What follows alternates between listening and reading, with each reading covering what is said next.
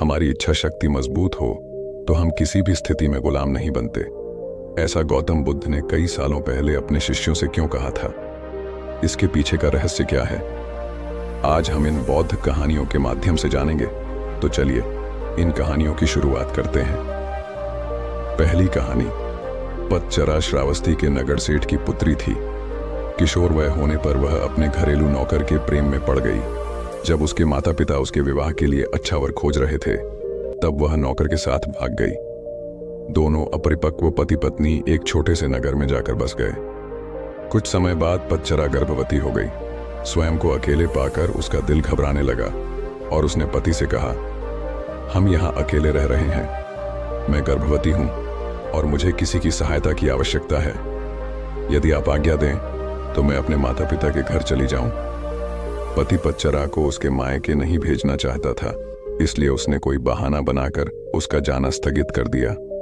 लेकिन पतचरा के मन में माता पिता के घर जाने की इच्छा बहुत हो रही थी। एक दिन जब उसका पति काम पर गया हुआ था, तब उसने पड़ोसी से कहा, आप मेरे स्वामी को बता देना कि मैं कुछ समय के लिए अपने माता पिता के घर जा रही हूँ। जब पति को इसका पता चला तो उसे बहुत बुरा लगा। उसे अपने ऊपर ग्लानि भी हुई कि उसके कारण ही इस कुलीन कन्या की इतनी दुर्गति हो रही है। वह उसे ढूंढने के लिए उसी मार्ग पर चल दिया। रास्ते में पतचरा उसे मिल गई। पति ने उसे समझा बुझाकर घर वापस ले आया। समय पर पतचरा ने एक बेटे को जन्म दिया और सभी सुखपूर्वक रहने लगे। पतचरा जब दूसरी बार गर्भवती हुई, तब पति ने स्वयं उसे उसके माता पिता के घर ले जाने के लिए तैयार हो गया। मार्ग में जोरों की आंधी वर्षा होने लगी। पतचरा ने पति से कहा कि वह किसी सुरक्षित स्थान की खोज करे। पति झाड़ियों से होकर गुजर रहा था, तभी उसे एक जहरीले सांप ने काट लिया और वह तत्क्षण मृत्यु को प्राप्त हो गया। पतचरा अपने पति की प्रतीक्षा करती रही और ऐसे में ही उसे प्रसव हो गया। थोड़ी शक्ति जुटाकर उसने दोनों बच्चों को साथ लिया और पति को खोजने निकल पड़ी। जब उसे पति मृत मिला तो वह फूट फूट कर रोने लगी।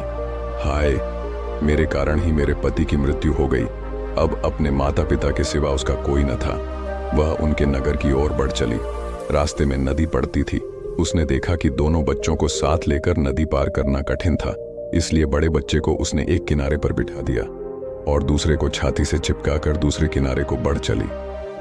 वहां पहुंचकर उसने छोटे बच्चे को कपड़े में लपेटकर झाड़ियों में रख दिया और बड़े बच्चे को लेने के लिए वापस नदी में उतर गई। नदी पार करते समय उसकी आंखें छोटे बच्चे पर ही लगी हुई थीं।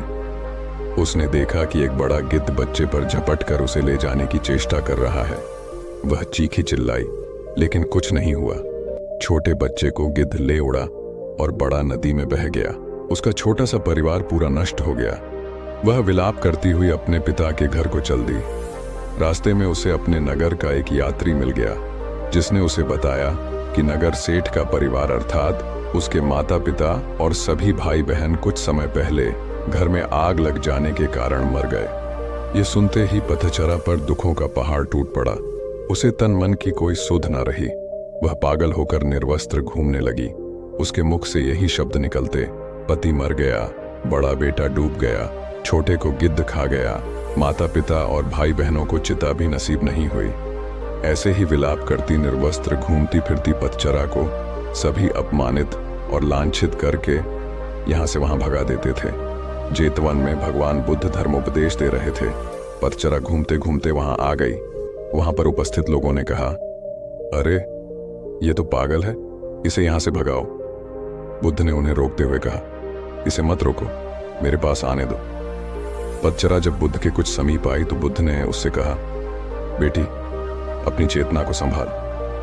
भगवान बुद्ध को अपने समक्ष पाकर पतचरा को कुछ होश आया और अपनी नग्नता का बोध हो आया। किसी ने उसे चादर से ढांक दिया। वह फूट फूट कर रोने लगी। बुद्ध, मेरे पति को सांप ने डस लिया और छोटे छोटे बच्चे मेरी आंखों के सामने मारे गए। मेरे माता पिता, बंधु बांधव सभी जलकर मर गए। मेरा अब कोई नहीं है, मेरी रक्षा करो। बुद्ध ने उससे कहा, दुखी मत हो, अब तुम मेरे पास आ गई हो। जिन परिजनों की मृत्यु के लिए तुम आंसू बहा रही हो, ऐसे ही अनंत आंसू तुम जन्म जन्मांतरों से बहाती आ रही हो। उनसे भरने के लिए तो महासमुद्र भी छोटे पड़ जाएंगे। तेरी रक्षा कोई नहीं कर सकता। जब मृत्यु आती है तो कोई परिजन आदि काम नहीं आते। ये सुनकर पतचरा का शोक कुछ कम हुआ। उसने बुद्ध से साधना की अनुमति मांगी। बुद्ध ने उसे अपने संघ में शरण दे दिए।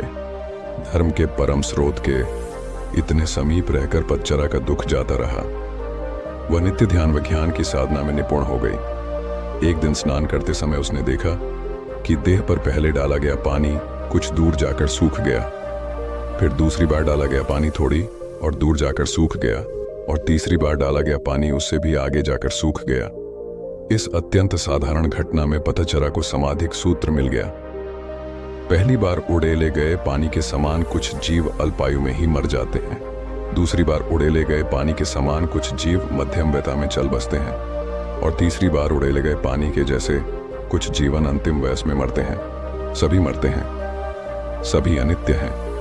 ऐसे में पतचरा को यह ध्यान हुआ जैसे अनंत करुणावान प्रभु बुद्ध उससे कह रहे हैं, हाँ पटाचारे, समस्त प्राणी मरण धर्मा है। इस प्रकार पतचरा उन बौद्ध साधिकाओं में गिनी गई जिनको निःप्रयास ही एक जीवन काल में ही निर्वाण प्राप्त हो गया। दूसरी कहानी, एक किसान अपने गांव में अपने दुखों से दुखी था। किसी ने उससे कहा कि तुम अपने दुखों के समाधान के लिए महात्मा बुद्ध की शरण में जाओ, जो कि कुछ दिनों के लिए आए हैं और यहां से कुछ दूर गांव में ठहरे हुए हैं। निश्चित ही वह तुम्हारे सभी दुखों का समाधान कर देंगे। यह सुनकर वह किसान बड़ी अभिलाषा लिए बुद्ध की शरण में चल पड़ा। यह विचार लिए कि बुद्ध उसे उसकी परेशानियों से, मानसिक पीड़ा से, तनाव से, दुखों से निकाल लेंगे। वह बुद्ध के पास पहुंचा। उसने बुद्ध से कहा कि हे बुद्ध, मैं किसान हूं, मुझे खेती करना अच्छा लगता है, लेकिन कभी भी वर्षा पर्याप्त नहीं होती और मेरी फसल बर्बाद हो जाती है। पिछले साल मेरे पास खाने को कुछ नहीं था और इस साल भी बहुत अधिक वर्षा के कारण फसल को बहुत नुकसान पहुंचा। मेरे पास खाने को पर्याप्त भोजन नहीं। किसान ने कहा, मैं विवाहित हूं, मेरी पत्नी मेरा ध्यान रखती है, मैं उससे प्रेम करता हूं, पर वो कई बार मुझे बहुत परेशान कर देती है। घर में बहुत कलेश हो जाता है, जिससे मैं ये सोचने लगता हूं कि ये मेरे जीवन में ना आई होती तो अच्छा होता। मेरे 2 बच्चे भी हैं। कई बार मेरे बच्चे भी मेरी अनादर और अवहेलना कर देते हैं, मेरी बातों का पालन नहीं करते। किसान अपने दुखी जीवन की तमाम ऐसी बातें लगातार बुद्ध को बताए जा रहा होता था। बुद्ध ध्यानपूर्वक उस दुखी किसान की समस्याएं सुनते रहे थे। जीवन की तमाम समस्याएं बताने के बाद जब कुछ मन हल्का हुआ तो वह चुप हो गया। अब उसके पास कुछ अन्य समस्या बतानी शेष नहीं थी। वो अब शांत बैठकर बुद्ध की ओर देख रहा था और समस्याओं का उपाय पाने के लिए बुद्ध के जवाब का इंतजार कर रहा था। किंतु बुद्ध मौन थे। किसान फिर बोला कि हे बुद्ध, मैं आपकी शरण में आया हूं, कृपया मेरे जीवन की इन समस्याओं का समाधान करें। बुद्ध ने कहा, मैं तुम्हारी कोई सहायता नहीं कर सकता। किसान ने अचंभित होकर कहा, अरे ये क्या कह रहे हैं आप? सब लोग कहते हैं कि आप सभी के दुखों का समाधान निकालते हो, तो क्या आप मेरे दुखों का निवारण नहीं करेंगे? इसीलिए कि मैं एक गरीब किसान हूं। बुद्ध ने कहा, सभी के जीवन में कठिनाइयां आती हैं। जीवन में दुख परेशानियों का आना स्वाभाविक है। मनुष्य के जीवन में उसके कर्म अनुसार अक्सर परिस्थितियों में बदलाव आता रहता है, जो सुख दुख, निराशा, क्रोध का कारण बनती है। नए रिश्ते बनना, पुराने रिश्तों का बिगड़ना, रिश्तों में मिठास, कड़वाहट, यह सब सामान्य है। यह जीवन का हिस्सा है और यह जीवन का चक्र है। वास्तविकता यह है कि हम सबके जीवन में नाना प्रकार की कठिनाइयां हैं। तुम और हम इन कठिनाइयों का समाधान नहीं कर सकते, कोई भी नहीं कर सकता। जीवन और जीवन में बने रिश्ते कोई स्थिर नहीं है।